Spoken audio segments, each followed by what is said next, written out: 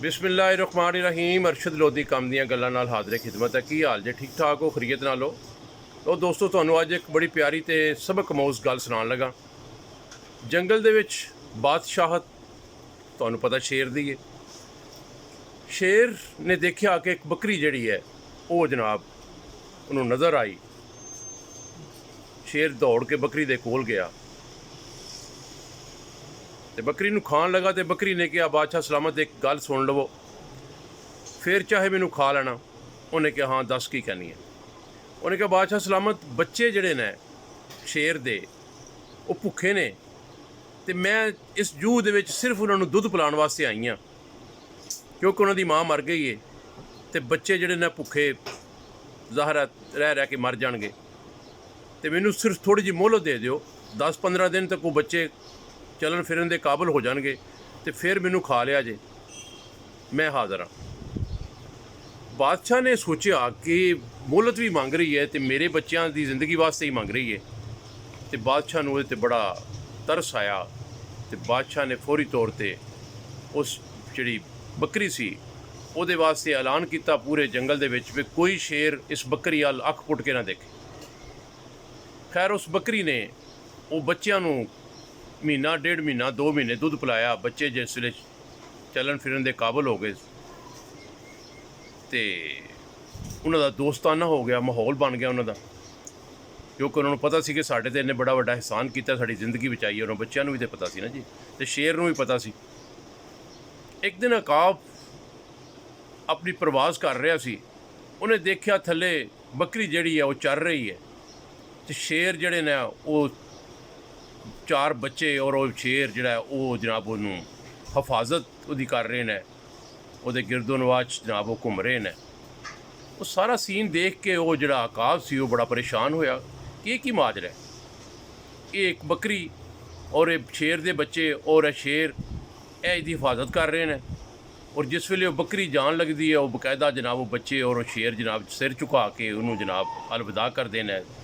ਤੇ ਅਕਾਬ ਜਿਹੜਾ ਉਹ ਸਾਰਾ ਮੰਜ਼ਰ ਦੇਖ ਕੇ ਥੱਲੇ ਆਇਆ, ਬੱਕਰੀ ਨਾਲ ਜਨਾਬ ਸਲਾਮੋ ਦੁਆ ਕੀਤੀ ਉਹਨੇ ਤੇ ਉਹਨੇ ਪੁੱਛਿਆ ਕਿ ਬੱਕਰੀ ਇਹ ਕੀ ਮਾਜਰਾ ਹੈ। ਇਹ ਸ਼ੇਰ ਤੇ ਜਿਹੜੇ ਨੇ ਬੱਕਰੀ ਨੂੰ ਆਪਣੀ ਖੁਰਾਕ ਸਮਝਦੇ ਨੇ ਔਰ ਇਹ ਤੁਹਾਨੂੰ ਖਾ ਦਿੰਦੇ, ਲੇਕਿਨ ਤੇਰਾ ਬੜਾ ਅਦਬ ਇਹਤਰਾਮ ਕਰ ਰਹੇ ਨੇ, ਤੈਨੂੰ ਸਲਾਮ ਕਰ ਰਹੇ ਨੇ, ਤੇਰੀ ਹਿਫਾਜ਼ਤ ਕਰ ਰਹੇ ਨੇ, ਇਹਦੇ 'ਚ ਕੀ ਰਾਜ਼ ਹੈ। ਤੇ ਬੱਕਰੀ ਨੇ ਕਿਹਾ ਕਿ ਇਹ ਅਕਾਬ, ਮੈਂ ਇਹਨਾਂ 'ਤੇ ਇੱਕ ਅਹਿਸਾਨ ਕੀਤਾ ਸੀ, ਇਹ ਜਿਹੜੇ ਬੱਚੇ ਨੇ ਇਹਨਾਂ ਦੀ ਮਾਂ ਮਰ ਗਈ ਸੀ ਤੇ ਮੈਂ ਇਹਨਾਂ ਨੂੰ ਦੁੱਧ ਪਿਲਾ ਕੇ ਜਵਾਨ ਕੀਤਾ ਤੇ ਇਸ ਵਾਸਤੇ ਮੇਰਾ ਬੜਾ ਅਦਬ ਇਹਤਰਾਮ ਕਰਦੇ ਨੇ ਔਰ ਮੇਰਾ ਅਹਿਸਾਨ ਜਿਹੜਾ ਇਹਨਾਂ ਨੇ ਯਾਦ ਰੱਖਿਆ ਤੇ ਨੇਕੀ ਜਿਹੜੀ ਆ ਉਹ ਕਰੀਏ ਤੇ ਜ਼ਾਹਰ ਉਹਦਾ ਸਿਲਾ ਤੇ ਮਿਲਦਾ।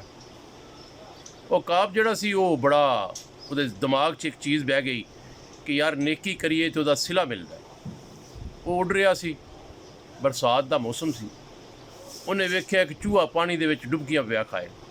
ਉਹ ਫੌਰੀ ਤੌਰ 'ਤੇ ਥੱਲੇ ਆਇਆ, ਉਹਨੇ ਚੂਹੇ ਨੂੰ ਫੜਿਆ, ਲੈ ਕੇ ਇੱਕ ਉੱਚੀ ਜਗ੍ਹਾ 'ਤੇ ਜਾ ਕੇ ਬਹਿ ਗਿਆ, ਉਹਨੂੰ ਆਪਣੇ ਪਰਾਂ ਦੇ ਵਿੱਚ ਦੇ ਕੇ ਉਹਨੂੰ ਗਰਮੈਸ਼ ਦੇਣ ਦੀ ਕੋਸ਼ਿਸ਼ ਕੀਤੀ। ਜਿਸ ਵੇਲੇ ਉਹ ਚੂਹੇ ਨੂੰ ਹੋਸ਼ ਆਈ ਉਹ ਤੇ ਉਹਨੇ ਫੌਰੀ ਤੌਰ 'ਤੇ ਜਨਾਬ ਹਿਲਣਾ ਛੁਲਣਾ ਸ਼ੁਰੂ ਕੀਤਾ ਤੇ ਉਹਨੇ ਦੇਖਿਆ ਕਿ ਮੈਂ ਕਿਸੇ ਪਰਿੰਦੇ ਦੇ ਪਰਾਂ ਦੇ ਵਿੱਚ ਹਾਂ ਤੇ ਉਹਨੇ ਉਹਦੇ ਪਰ ਕੱਟਣੇ ਸ਼ੁਰੂ ਕਰ ਦਿੱਤੇ।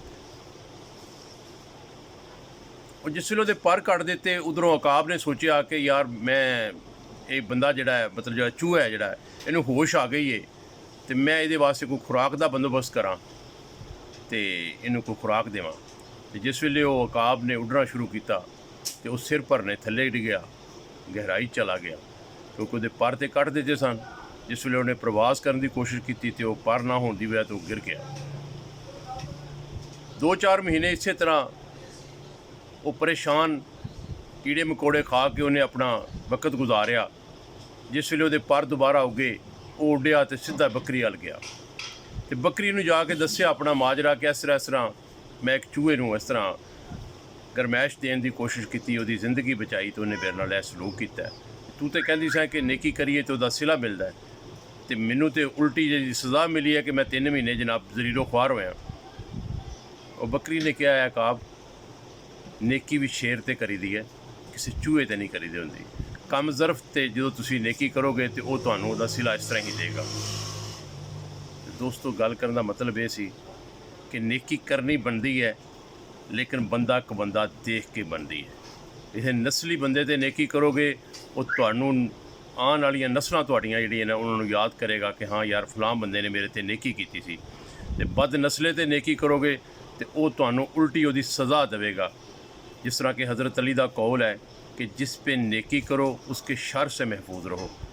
दोस्तों गल पसंद आई होए लाइक ते शेयर कर दिओ। ਜਿਹੜੇ ਦੋਸਤ ਚੈਨਲ ਤੇ ਨਵੇਂ ਨੇ ਸਬਸਕ੍ਰਾਈਬ ਕਰੋ, ਚੈਨਲ 'ਚ ਸ਼ਾਮਲ ਹੋ ਜਾਓ ਤੇ ਇਸੇ ਤਰ੍ਹਾਂ ਦੀਆਂ ਪਿਆਰੀਆਂ ਕੰਮ ਦੀਆਂ ਗੱਲਾਂ ਸੁਣਨ ਵਾਸਤੇ ਅਰਸ਼ਦ ਲੋਧੀ ਕੰਮ ਦੀਆਂ ਗੱਲਾਂ ਚੈਨਲ ਨੂੰ ਸਬਸਕ੍ਰਾਈਬ ਕਰੋ। ਅੱਲਾ ਹਾਫਿਜ਼। ਕੱਲ੍ਹ ਫਿਰ ਇਨਸ਼ਾਅੱਲਾ ਇੱਕ ਮੁਫੀਦ ਜੀ ਵੀਡੀਓ ਦੇ ਨਾਲ ਹਾਜ਼ਰ ਹੋਵਾਂਗਾ। ਅੱਲਾ ਹਾਫਿਜ਼।